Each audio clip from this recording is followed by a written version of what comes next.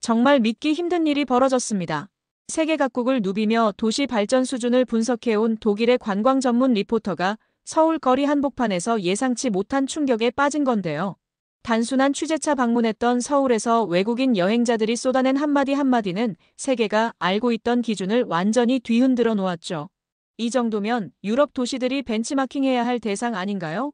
이 말이 결코 과장이 아니었습니다. 한국은 단지 편리한 나라를 넘어서 사람을 위한 구조가 설계된 사회였습니다. 도대체 서울에서는 무슨 일이 벌어지고 있었던 걸까요? 지금부터 그 생생한 이야기를 전해드리겠습니다. 사연을 시작하기 전 구독과 좋아요는 콘텐츠 제작에 큰 힘이 됩니다.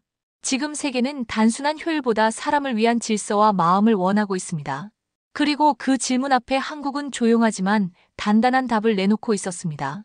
저는 독일 베를린에서 관광 전문 리포터로 활동하고 있는 카밀라 셰퍼입니다. 여행과 관광 산업을 전문적으로 다루는 트래블노트라는 독일 잡지에서 글로벌 리포터로 일하고 있죠. 지금까지 유럽과 남미, 미국 등 다양한 지역을 취재하며 수많은 도시를 만나왔습니다. 하지만 아시아 지역은 일본 말고는 취재를 거의 한 적이 없었어요. 솔직히 말하면 한국이라는 나라는 제게 조금 낯설었습니다. 사실 독일에서 한국이라고 하면 보통 자동차나 가전제품을 먼저 떠올리잖아요. 여행지로는 그렇게까지 유명하지 않았죠. 그런데 최근 한국 관광에 대한 관심이 폭발적으로 증가했습니다. 독일에서도 K-팝이나 드라마 덕분에 한국에 관심을 갖는 사람이 급격히 늘어났습니다. 하지만 제가 진짜 궁금했던 건 이거였죠.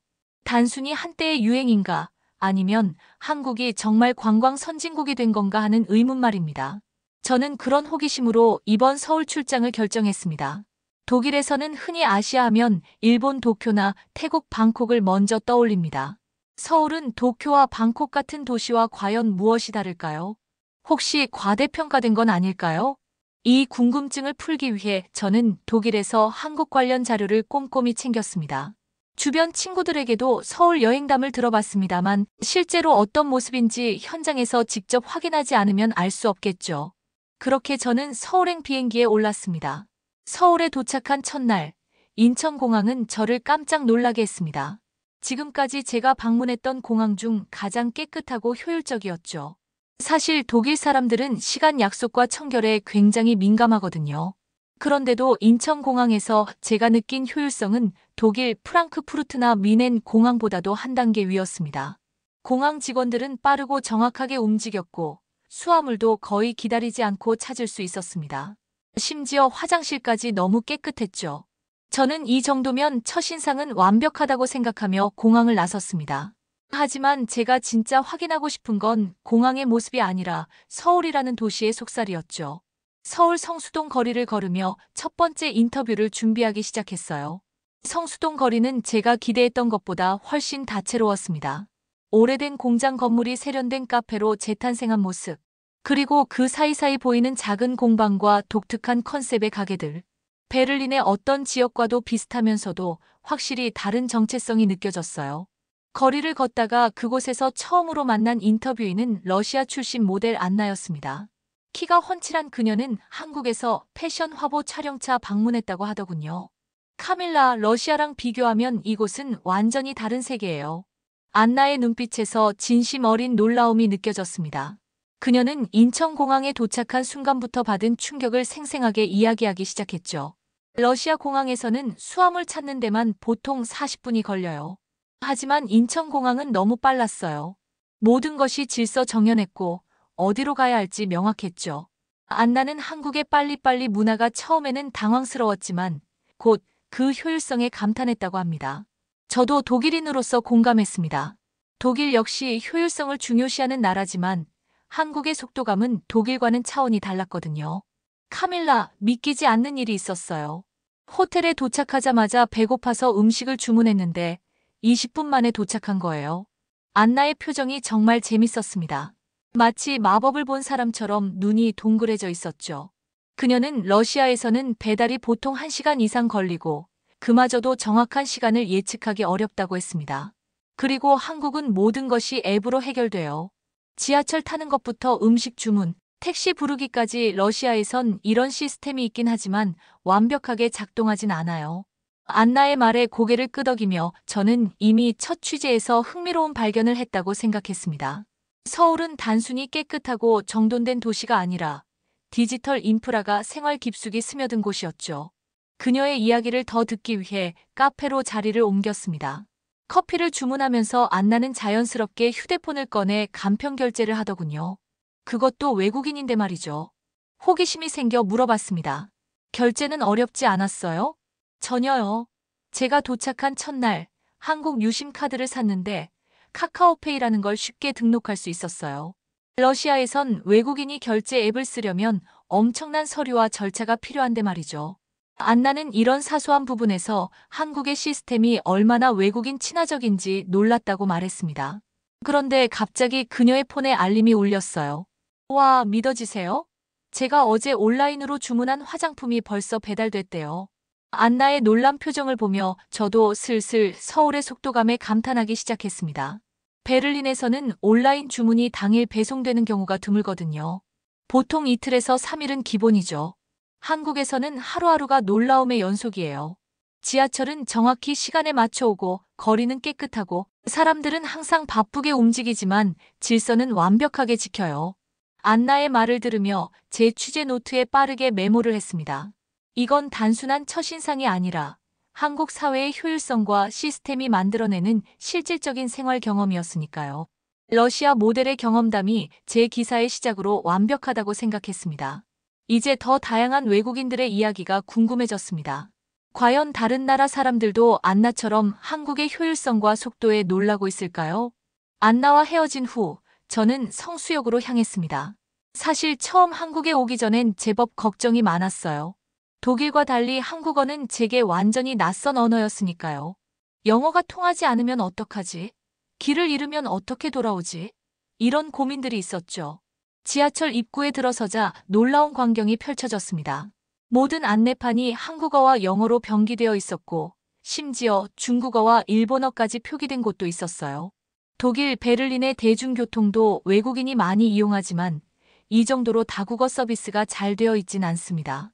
또 지하철 내부는 놀라울 정도로 깨끗했어요. 베를린 지하철과는 비교가 안 될 정도였죠. 바닥에 쓰레기 하나 없이 반짝거렸고 모든 좌석이 정갈하게 유지되어 있었습니다. 안내방송도 정확히 다음 역을 알려주었고 전자 디스플레이에는 실시간으로 도착 정보가 업데이트됐습니다. 동대문역 사문화공원에 도착해 전통과 현대가 공존하는 풍경을 구경하던 중 한 외국인 커플이 지도를 들고 두리번거리는 모습이 눈에 띄었습니다. 호주에서 온 마이클과 리사라고 했죠. 취재차 한국에 왔다는 제 이야기를 듣자 그들은 너무나 반가워했습니다. 우리도 관광객이지만 한국의 교통 시스템은 정말 감탄스러워요. 마이클이 흥분된 어조로 말했습니다. 호주 시드니도 좋은 도시지만 서울의 대중교통은 다른 차원이에요. 지하철 노선이 복잡한데도 길 잃은 적이 한 번도 없어요. 리사는 스마트폰을 보여주며 덧붙였습니다. 이 카카오맵이라는 앱은 정말 대단해요. 영어로 목적지만 입력하면 상세한 경로를 알려주거든요. 버스, 지하철 시간까지 정확히 알 수 있어서 시간 계획을 세우기 너무 좋아요. 특히 인상적이었던 건 리사의 친구 이야기였습니다. 제 친구 제시카는 한국어를 한마디도 못하는데 혼자서 부산까지 여행했어요. 언어 장벽이 전혀 문제가 되지 않았대요. 이는 제가 독일 매체에 소개하고 싶은 중요한 포인트였습니다. 언어가 통하지 않는 나라에 여행 가는 것은 보통 큰 도전으로 여겨지니까요. 하지만 서울에서는 영어만으로도 충분히 여행이 가능하다는 점이 놀라웠습니다. 마이클이 지하철에서 찍은 몇 장의 사진을 보여주었습니다. 이 임산부석 문화가 정말 인상적이었어요. 항상 비어 있더라고요. 정말요? 사람들이 양보를 잘하나 봐요? 제가 궁금해서 물었습니다. 네, 임산부가 타면 즉시 자리를 양보하고 없을 땐 아무도 앉지 않아요. 시드니에선 상상도 할 수 없는 일이죠. 이런 작은 배려에서 한국 사회의 시민의식이 느껴졌습니다. 베를린에서도 임산부석은 있지만 종종 다른 사람들이 앉아있는 경우가 많거든요. 고개를 끄덕이며 열심히 노트에 메모했습니다. 리사가 말을 이어갔습니다. 그리고 버스 정류장의 디지털 안내판도 정말 유용해요. 버스가 언제 오는지 실시간으로 보여주니까 불필요한 기다림 없이 시간을 효율적으로 쓸 수 있었죠. 그들의 이야기를 들으며 저는 서울의 교통 시스템이 단순히 효율적인 것을 넘어 실제로 여행자의 경험까지 배려하고 있다는 점을 깨달았습니다. 이건 관광 선진국의 중요한 요소라고 생각했죠. 혹시 대중교통 이용하면서 불편했던 점은 없었나요? 리포터로서 균형 잡힌 시각을 위해 물어봤습니다. 마이클이 잠시 생각하더니 웃으며 대답했습니다. 출근 시간 지하철이 너무 붐비는 것? 하지만 그건 어느 대도시나 마찬가지예요. 오히려 그런 상황에서도 사람들이 질서를 잘 지키는 게 인상적이었어요. 호주 커플과 헤어진 후 저는 홍대 방향으로 향했습니다. 이번에는 버스를 타보기로 했죠. 버스 정류장에서 대기하는 동안 마이클과 리사가 말한 것처럼 디지털 패널에서 버스 도착 시간이 분 단위로 표시되는 것을 볼 수 있었습니다. 정확히 3분 후 예정된 버스가 도착했고 저는 카드를 태그하고 탑승했습니다. 버스 안에서도 모든 정류장 안내가 한국어와 영어로 함께 나왔습니다. 창밖으로 서울의 거리를 구경하며 이 도시가 외국인 여행자들을 얼마나 세심하게 배려하고 있는지 실감했습니다. 홍대에 도착하자 거리는 젊은이들의 활기로 가득했습니다. 스튜디오 같은 카페, 독특한 패션쇼, 다양한 음식점들이 즐비한 모습이 베를린의 크로이츠베르크 지역과 비슷하면서도 더 활기찼습니다. 저는 홍대 앞 거리를 걸으며 다양한 외국인 얼굴을 살폈습니다. 젊은 백인 여성이 친구와 열심히 대화하며 걷고 있었어요. 영국 액센트가 들려 자연스럽게 다가갔습니다.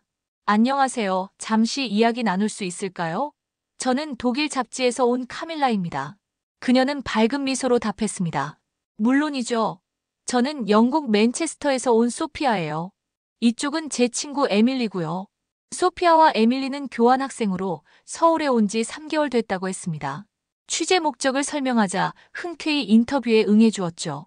서울에서의 생활은 어때요? 제가 물었습니다. 소피아가 눈을 반짝이며 대답했습니다.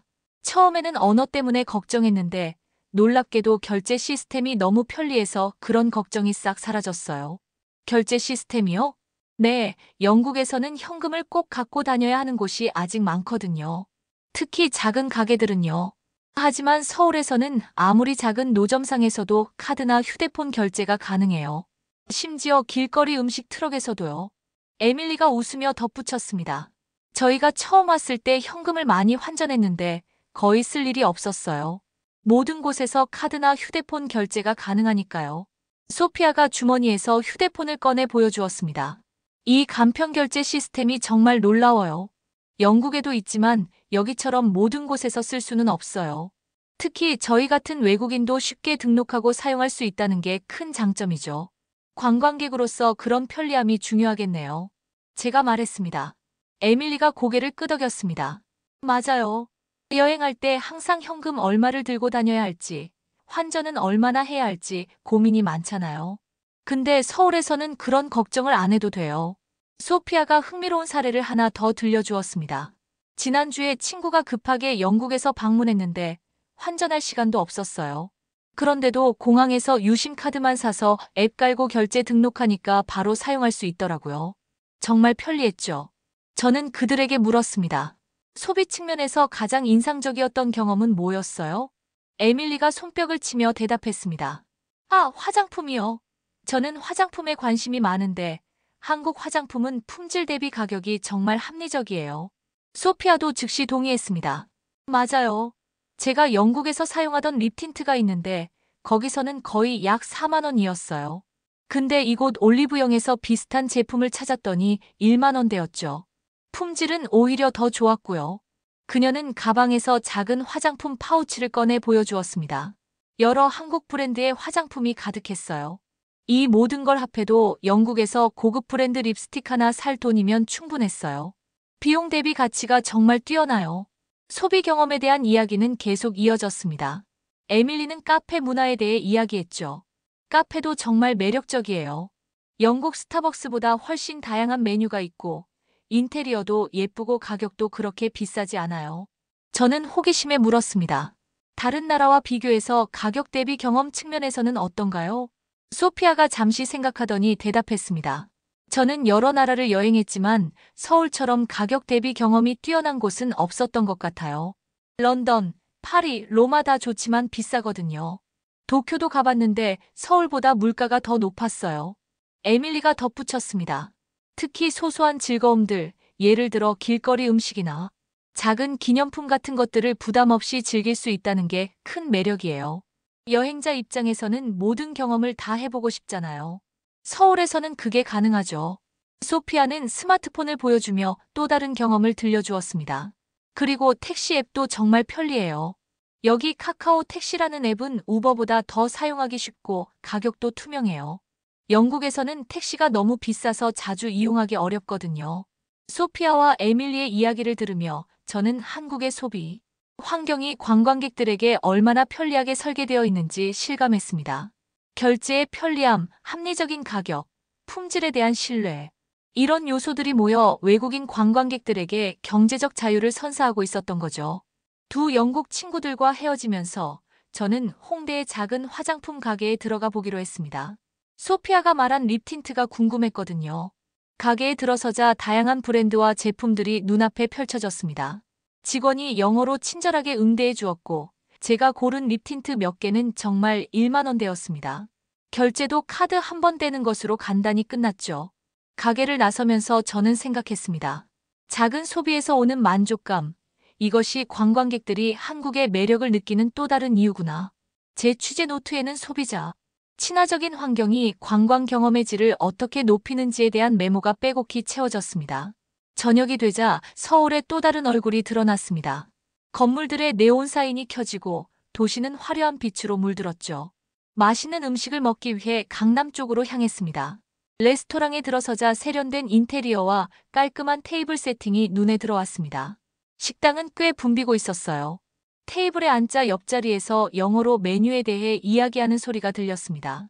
호기심에 시선을 돌리니 30대 초반으로 보이는 서양 여성이 한국인 친구와 함께 앉아 있었죠. 식사를 마치고 나올 때 용기를 내어 말을 걸었습니다. 그녀는 밝은 미소로 답했습니다. 멜리사는 패션 디자이너로 한국 패션 트렌드를 연구하기 위해 일주일 전에 처음 서울에 왔다고 했습니다. 우리는 근처 카페로 자리를 옮겨 대화를 이어갔습니다. 서울은 정말 놀라운 도시예요. 멜리사가 흥분된 목소리로 말했습니다. 제가 상상했던 것과는 완전히 달랐어요. 어떤 점이 가장 인상적이었나요? 제가 물었습니다. 멜리사가 잠시 생각하더니 대답했습니다. 도시 구조요. 서울은 코너를 돌면 새로운 것이 있는 도시예요. 한 블록은 전통적인 시장이 있고 돌면 갑자기 초현대적인 빌딩이 나타나죠. 이런 대비가 정말 매력적이에요. 제가 고개를 끄덕이며 말했습니다. 맞아요. 저도 그 점이 흥미로웠어요. 전통과 현대가 공존하는 모습이요. 뉴욕도 다양한 지역이 있지만 서울처럼 한 지역 안에서 이렇게 다양한 면모를 보여주진 않아요. 그리고 무엇보다 놀라운 건 그녀는 잠시 말을 멈추고 손가락으로 카페 창밖을 가리켰습니다. 저기 보이는 거리요. 얼마나 깨끗한지 보세요. 뉴욕은 세계적인 도시지만 정직하게 말하면 거리는 항상 깨끗하지 않아요. 쓰레기통을 찾기도 어렵고요. 하지만 서울은 인구 밀도가 높은데도 거리가 정말 깨끗해요. 멜리사의 관찰은 정확했습니다. 사실 저도 베를린과 비교했을 때 서울의 청결함에 놀랐거든요. 뉴욕과 같은 대도시에서 온 사람이 이런 점을 언급한다는 건 더욱 의미가 있었습니다. 그리고 안전하다는 느낌이 들어요. 멜리사가 이어서 말했습니다. 밤에도 거리를 걸을 때 불안함이 없어요. 뉴욕에서는 항상 주변을 경계하며 걷는데 여기서는 그런 긴장감이 없죠. 그녀는 휴대폰을 꺼내 몇 장의 사진을 보여주었습니다. 늦은 밤 명동거리에서 찍은 사진이었어요. 여전히 많은 사람들이 쇼핑을 즐기고 있었고 밝은 조명 아래 활기찬 분위기가 느껴졌습니다. 이게 밤 11시에 찍은 사진이에요. 뉴욕에서도 타임스퀘어 같은 곳은 늦게까지 사람이 많지만 이렇게 일반 쇼핑 거리가 늦은 시간까지 안전하게 북적이는 경우는 드물어요. 멜리사는 서울의 쇼핑 경험에 대해서도 이야기했습니다. 처음에 동대문 시장에 갔을 때 완전히 압도됐어요. 그 규모와 다양성이 믿기지 않았거든요. 한 건물에 수백 개의 상점이 있고 옷부터 액세서리, 원단까지 모든 것이 있었죠. 쇼핑은 어땠나요? 의사소통에 문제는 없었어요? 제가 물었습니다. 물론 언어 장벽이 있었지만 대부분의 판매자들이 기본적인 영어나 계산기를 이용해 가격을 알려주었어요. 그리고 놀라운 건 제가 마음에 드는 원단을 발견하고 그걸로 뭔가 만들고 싶다고 했더니 판매자가 바로 근처 재봉사를 소개해줬다는 거예요. 그날 저녁에 맞춤 블라우스를 받을 수 있었죠. 멜리사의 눈이 반짝였습니다. 이런 경험은 뉴욕에서는 상상도 할 수 없어요. 그것도 이렇게 합리적인 가격에요. 그녀는 잠시 생각에 잠기더니 웃으며 말했습니다. 사실 서울에 오기 전에 일본 도쿄에 들렀었어요. 거기서 몇 가지 옷을 샀는데 지금은 그게 정말 후회돼요. 왜요? 저는 호기심이 생겼습니다. 서울의 패션이 더 트렌디하고 가격도 훨씬 저렴했거든요.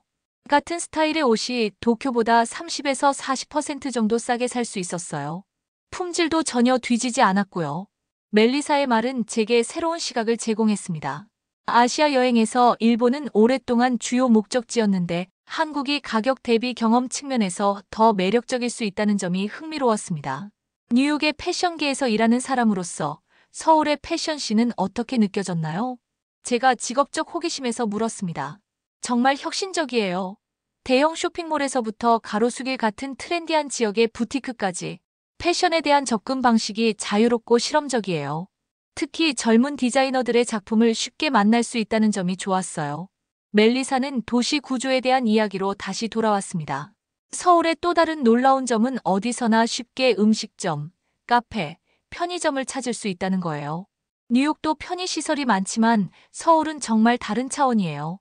그리고 복합 문화 공간도 인상적이었어요. 예를 들어 코엑스 같은 곳은 쇼핑몰, 아쿠아리움, 도서관, 영화관이 한 공간에 있잖아요. 이런 공간 활용은 정말 효율적이고 편리하다고 생각했어요. 멜리사는 마지막으로 깜짝 놀랄 만한 이야기를 들려주었습니다. 첫날, 호텔 근처에서 길을 잃었어요. 지도 앱을 보고 있는데 지나가던 할머니께서 제게 다가오셨죠.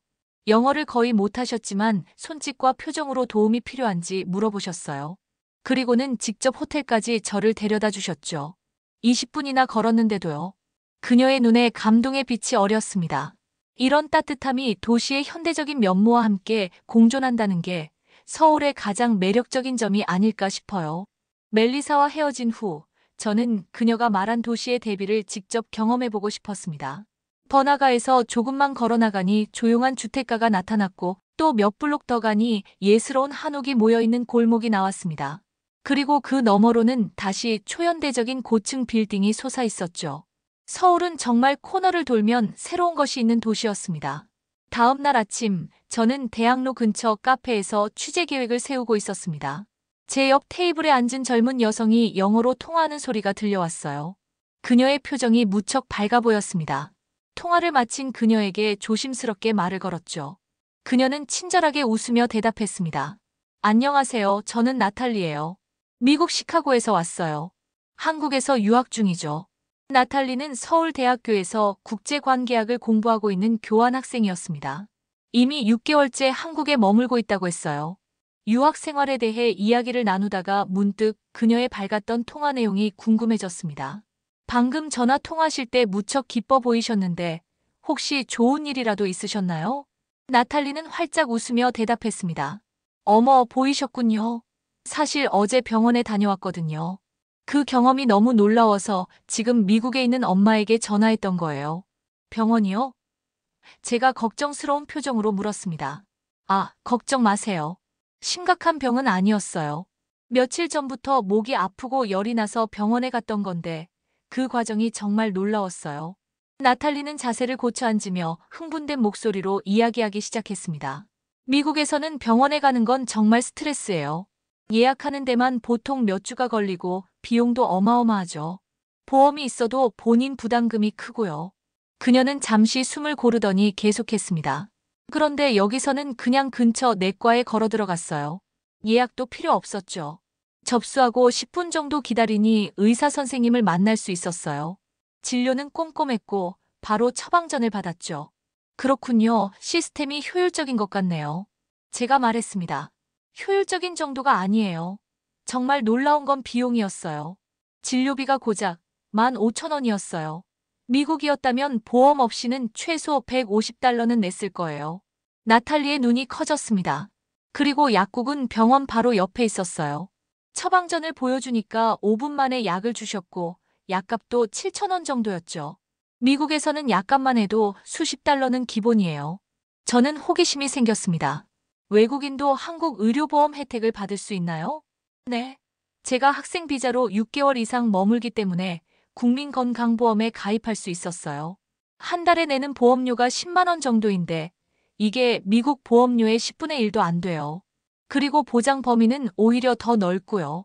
나탈리는 그녀의 휴대폰을 꺼내 사진을 보여주었습니다. 깔끔한 병원 로비와 현대적인 의료 장비가 보였습니다. 이건 제가 갔던 동네 의원이에요.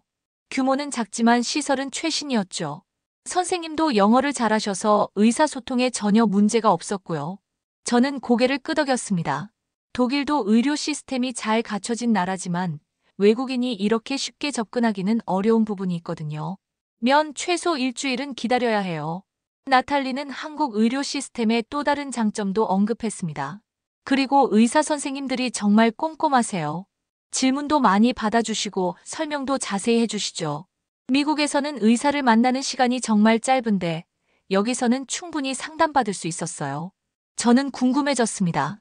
병원 외에 다른 복지 측면에서는 어떤 경험이 있으셨나요? 공공시설 이용이 정말 저렴해요. 예를 들어 수영장이나 체육관 같은 공공체육시설을 이용할 때 학생 할인이 크고 도서관도 누구나 쉽게 이용할 수 있죠. 미국에서는 이런 시설들이 보통 비싸거나 회원제로 운영되는 경우가 많아요. 나탈리가 커피를 한 모금 마시고 말을 이었습니다. 처음에는 한국에 올 때 의료 문제가 가장 걱정됐어요. 언어도 통하지 않는 나라에서 아프면 어떡하나 걱정했죠. 하지만 지금은 오히려 미국으로 돌아가는 게 걱정이에요. 이렇게 접근성 높고 저렴한 의료 서비스에 익숙해졌는데 다시 미국 시스템으로 돌아가야 한다니. 그녀는 씁쓸한 웃음을 지었습니다. 실은 방금 엄마에게 그 이야기를 하고 있었어요. 엄마도 놀라시더라고요. 미국에서 의료비 때문에 파산하는 사람들이 얼마나 많은데 한국은 어떻게 이런 시스템을 유지할 수 있냐고요. 나탈리와의 대화는 저에게 깊은 인상을 남겼습니다. 관광객들이 보통 경험하지 못하는 부분, 즉 외국인으로서 한국의 복지 시스템을 직접 체험한 이야기였으니까요. 의료 시스템은 여행자에게는 잘 드러나지 않지만 장기 체류자에게는 삶의 질을 크게 좌우하는 요소입니다. 나탈리와 헤어진 후 저는 근처 약국을 지나가게 되었습니다. 호기심에 들어가 보니 정말 깔끔하고 현대적인 시설이 눈에 띄었습니다. 약사분이 영어로도 친절하게 응대해 주셨고요. 제가 독일에서 온 기자라고 하자 약국에서도 외국인들을 위한 서비스가 있다고 알려주셨습니다. 다국어 안내문과 외국인을 위한 간단한 의료정보 팜플렛까지 있었죠. 약국을 나오며 생각했습니다. 의료 시스템이 이렇게 잘 갖춰져 있다면 그것만으로도 외국인들이 한국에 장기 체류하고 싶어하는 충분한 이유가 되겠구나. 한국의 관광 매력은 흥미로운 명소나 맛있는 음식뿐만 아니라 이렇게 실질적인 삶의 질과도 연결되어 있었습니다. 다음 날, 저는 북촌 한옥마을을 취재하기로 했습니다. 전통 가옥과 현대 건물이 조화롭게 어우러진 이곳은 서울의 또 다른 매력을 보여주는 장소였죠. 좁은 골목길을 따라 걷던 중 한 서양인 여성이 한옥 앞에서 사진을 찍고 있는 모습이 눈에 들어왔습니다. 그녀에게 다가가 말을 걸었어요. 안녕하세요. 사진 찍는 것을 도와드릴까요? 그녀는 밝은 미소로 답했습니다. 아, 정말 고마워요. 셀피를 여러 번 시도했는데 잘 안 되네요. 카메라를 건네받아 몇 장의 사진을 찍어준 후 자연스럽게 대화를 이어갔습니다. 제 취재 목적을 설명하자 그녀는 흔쾌히 인터뷰에 응해주었죠. 저는 엘리사라고 해요. 프랑스 파리에서 왔습니다. 엘리사는 32세로 프랑스 IT 기업의 마케팅 매니저였습니다. 회사의 아시아 지사 설립을 위해 지난 1년간 서울에서 근무하고 있다고 했어요. 최근에는 가족들이 방문해 함께 한국을 여행 중이라고 했습니다. 서울에서의 생활은 어떠세요? 제가 물었습니다. 엘리사는 잠시 생각하더니 진지한 표정으로 대답했습니다. 솔직히 말하면 저는 여기서 완전히 스포일됐어요. 스포일됐다고요? 제가 호기심을 느끼며 물었습니다. 네, 정말로요. 그녀가 웃으며 말했습니다. 파리로 돌아가면 모든 것이 너무 불편하게 느껴질 것 같아요. 마치 어떤 편리함에 중독된 아이처럼요. 저는 더 자세한 이야기를 듣고 싶었습니다. 어떤 점이 그렇게 편리했나요? 어디서부터 시작해야 할지 모르겠네요. 엘리사가 손을 들어 올리며 말했습니다. 행정 절차부터 말할까요? 프랑스에서는 간단한 서류 하나 처리하는데 몇 주가 걸리고 여러 부서를 방문해야 해요.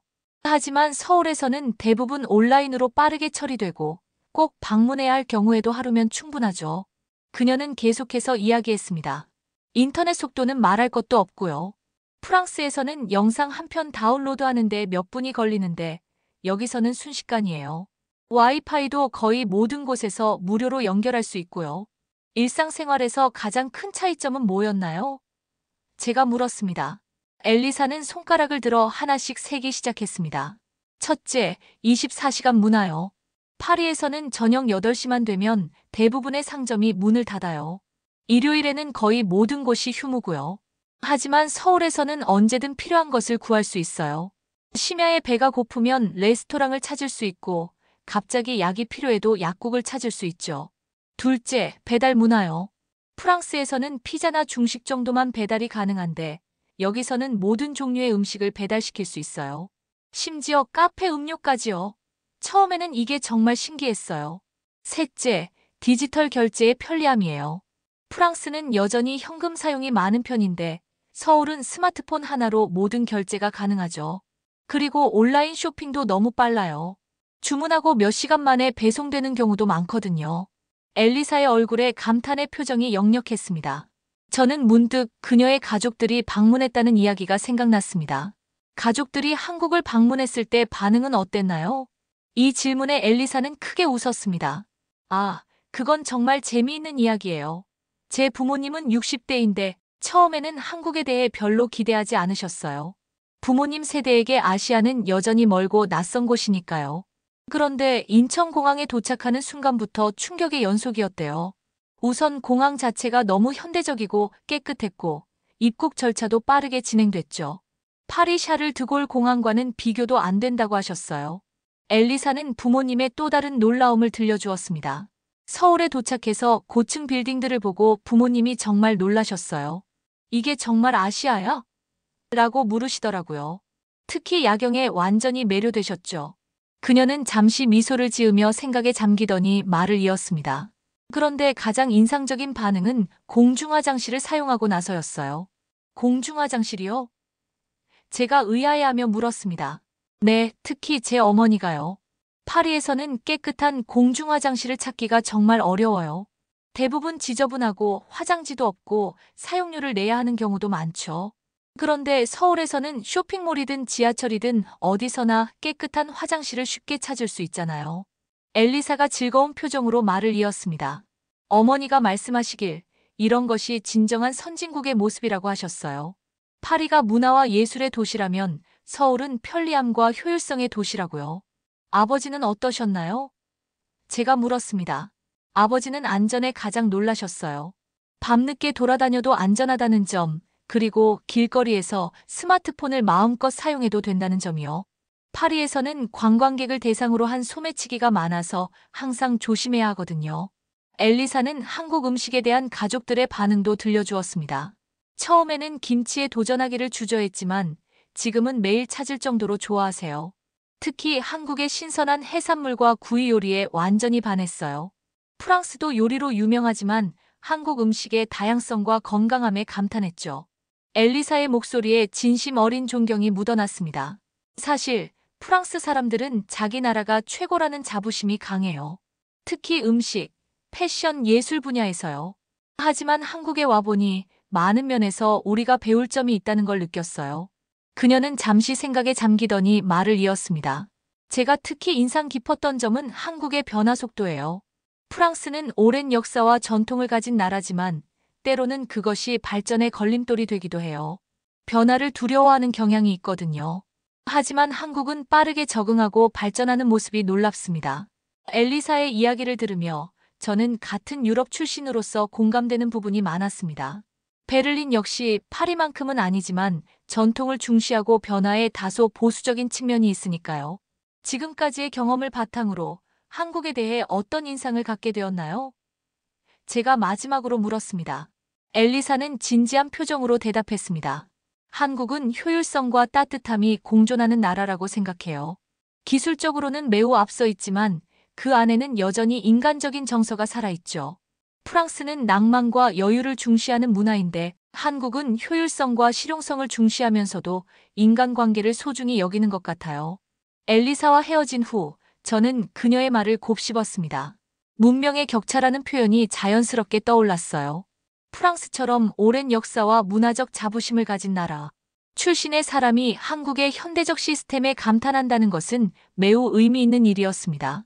유럽이 오랫동안 문화와 예술의 중심지로 자리매김했다면 이제는 한국과 같은 나라들이 새로운 형태의 생활 문명을 선도하고 있는 것 같았습니다.